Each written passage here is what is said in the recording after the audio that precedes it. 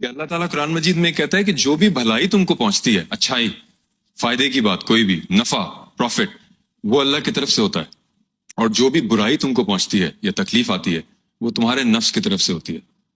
تو نفس تو ہم سب میں، ہماری انر سیلف، تو نفس میں کیا شیطان نہیں ہے نا؟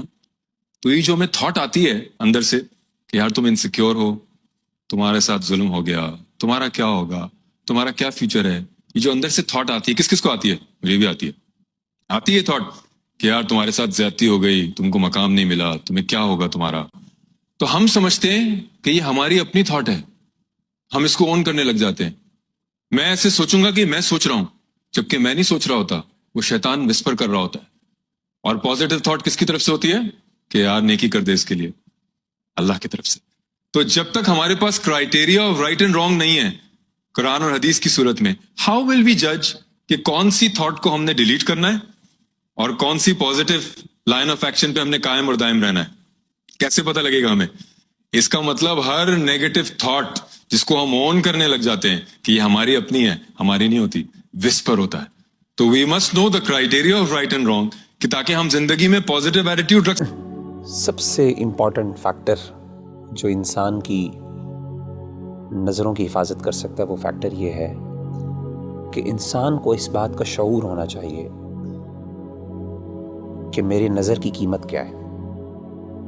دیکھیں، ہماری جو نظر ہے نا، ہم سمجھتے ہیں اس کی کوئی قیمت نہیں ہے، جس مرضی پر ڈال لیں، لیکن آپ کو یہ پتہ ہونا چاہیے، اور ہم میں سے ہر بندے کو یہ پتہ ہونا چاہیے کہ اس نظر کی اتنی بڑی قیمت ہے۔ کیوں؟ کیونکہ اس نظر نے اللہ رب العزت کو دیکھنا ہے جنت۔ قیامت کے دن نبی صلی اللہ علیہ وآلہ وسلم نے فرمایا، جب اہل جنت کو اللہ جنت میں بھیج دیں گے نا، تو اللہ جنتیوں سے سوال کریں گے، کہ اے میرے بندو، هل تريدون شيئا ازيدكم، کیا تمہیں کوئی چیز اور بھی چاہیے تاکہ میں تمہیں دوں؟ تو اہل جنت کہیں گے، اللہ کون سی ایسی نعمت ہے، تو نے ہمارے چہروں کو سفید کر دیا جب لوگوں کے چہرے سیاہ تھے، تو نے ہمیں جہنم کی آگ سے بچا لیا، تو نے ہمیں جنت میں ڈال دیا، تو نے دنیا کی ہر نعمت ہمیں عطا کر دی، اب کس چیز کی کمی رہ گئی؟ تو نبی صلی اللہ علیہ وسلم نے فرمایا کہ اللہ تعالیٰ پھر نور کے جو پردے ہیں ان کو حکم دیں گے، وہ ہٹ جائیں گے، اور اہل جنت اپنے رب کو دیکھیں گے۔ نبی صلی اللہ علیہ وسلم نے فرمایا کہ فما اعطوا شيئا احب الیہم من النظر الى ربهم، او کما قال علیہ الصلاۃ والسلام، کہ اس پوری جنت میں کوئی ایسی نعمت نہیں ہوگی جو اس نعمت سے بڑی نعمت ہوگی کہ جب ایک بندہ اپنے رب کو دیکھے گا۔ اور صحابہ نے بڑے حیران ہو کے پوچھا، انہوں نے کہا کہ اللہ کے رسول، هل نرى ربنا، ہم اپنے رب کو دیکھیں گے؟ کیسے دیکھیں گے؟ مطلب they were like imagining the situation۔ صحیح مسلم کی حدیث ہے، آپ صلی اللہ علیہ وسلم نے فرمایا، هل تضارون في رؤية القمر ليلة البدر، کیا اندھیری رات میں جب 14ویں کا چاند نکلتا ہے، اندھیرے میں بالکل گھپ اندھیرا ہوتا ہے، اس میں 14ویں کا جب چاند نظر آتا ہے، فل مون جسے ہم کہتے ہیں، کیا آپ کو کبھی مشکل ہوئی ہے اس چاند کو دیکھتے ہوئے؟ اسی طریقے سے آپ نے پوچھا کیا سورج جب بادل نہیں ہوتے تو اس ٹائم سورج دیکھتے ہوئے کوئی مشکل لگتی ہے؟ انہوں نے کہا کہ نہیں، انکم ترون ربکم کذالک، اسی طریقے سے تم اپنے رب کو دیکھو گے۔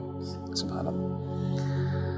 تو میں سمجھتا ہوں کہ جب انسان کو یہ شعور ہو جائے نا، اور اس کو یہ پتہ چل جائے کہ ان نظروں نے اللہ رب العزت کو دیکھنا ہے قیامت کے دن، اور ان کا شرف اور ان کا سٹیٹس اور مقام یہ ہے، تو کوئی بندہ یہ پسند نہیں کرے گا کہ جن نظروں نے اتنی پاکیزہ ذات کو دیکھنا ہے، وہ کوئی اللہ معاف کرے گندی چیزوں کو اور گندی فلموں کو اور اللہ کی حرام کردہ چیزوں پہ نظر ڈالے۔ میں سمجھتا ہوں یہ شعور سب سے زیادہ اہم ہے، اور یہ ہمیں اپنے ہمیشہ ذہن میں رکھنا چاہیے۔ یقین جانو، میرے رب کو نہیں پسند، میرے رب کو نہیں پسند جب کوئی جوان فحش رہتا ہے، جب کوئی جوان لڑکیوں کے ساتھ رابطوں میں رہتا ہے، جب کوئی جوان عورتوں کے ساتھ رابطوں میں رہتا ہے، جب کوئی عورت لڑکوں کے ساتھ رابطوں میں رہتی ہے۔ خدا کی قسم یہ نشہ ہے۔ ان نشوں سے دور رہو. اگر اس کی ایڈکشن ہو گئی نا، خدا کی قسم ساری زندگی اس سے جان نہیں چھڑواؤ گے، ساری زندگی تمہارا دماغ خراب رہے گا. یہ آج کل کے محبت یہ جھوٹے ہیں، یہ دھوکے ہیں. خدا کی قسم یہ لڑکیاں تمہارے پیسوں کے لیے ہے، یہ لڑکیاں تمہاری گاڑیوں کے لیے ہے، یہ لڑکیاں تمہارے بنگلوں کو دیکھتی ہے. یہ لڑکے جو ہے یہ تمہارے حسن ڈول سنگار کو تمہارے کپڑا اتارنا چاہتے ہیں، اس کے بعد تمہاری اور اس کی ختم. بس یہاں تک ہے تمہاری عاشقیاں، یہاں تک ہے تمہاری محبت. یہ وعدے جھوٹے ہیں، یہ محبت جھوٹے ہیں. ایک دوسرے کے دلوں کو نہ توڑو، ان دلوں کو خدا کا گھر بنا دو. ان ماؤں کی، ان بہنوں کی حیا رکھو، ان بھائیوں ان باپوں کی حیا رکھو. یار یقین جانو ہم امت مسلمہ ہیں، ہم حسن والے ہیں، ہم دین والے ہیں.